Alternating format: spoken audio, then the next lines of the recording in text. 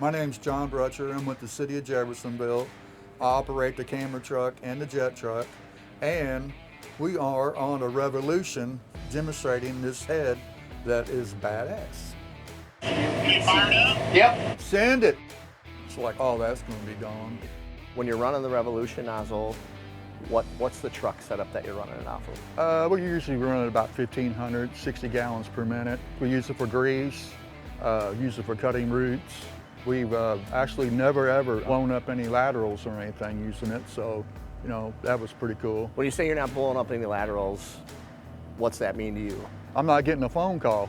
My boss does not like to go out to people's houses because it gets the blood pressure up a little bit when you're blowing up something. By the way, how come this thing does not blow up laterals? It's the design of the nozzle and the angle of the water jets, right? So with the front rotor that rotates at a 30-degree cone, that offsets the 10-degree rear jets, right? So you're not creating as much of a vacuum, and then when you include the controlled rotation cleaning head in the middle that has 57-degree nozzles out there, you're not getting that direct spray up a lateral to where it could create pressure to potentially blow up the toilet. How often were you having that happen with competitor nozzles?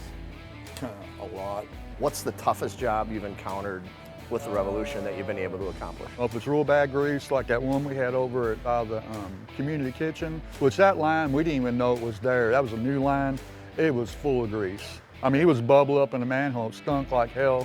We got the root cutter stuck, had like 20% water left. We actually had to shoot it forward and get it to the manhole and pull it out.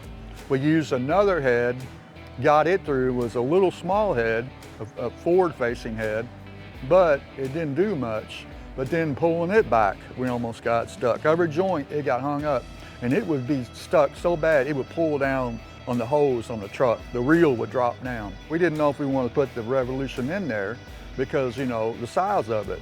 But we ran that head, went through, never ever got hung up. I mean, it took like a good cleaning. And the Revolution, I think we ran it twice, and it was gone. I like it because it doesn't get stuck, and it's, you know, it does its job. We can run that through once or twice. Right. You know, it cleans it good top to bottom. How many more jobs do you feel like you're getting to in a day now because you're using the Revolution versus competitors' nozzles? A lot more. I mean, I'd say we're doing, you know, 2 or 3 lines more a day because of it. So when you're running the Revolution, how are you typically utilizing the front, side, and back jets? If we know that there's a lot of grease in it, then yeah, we'll run it out a little slow. And that's another thing, it doesn't use a lot of water, so you can make a lot more runs. I know we talked a little bit about that from the jetter side and how you were, when you were jetting, but from the camera side, right? From the inspection side now, how much easier does the Revolution make your job? Oh, a lot easier. And why is that? A lot easier.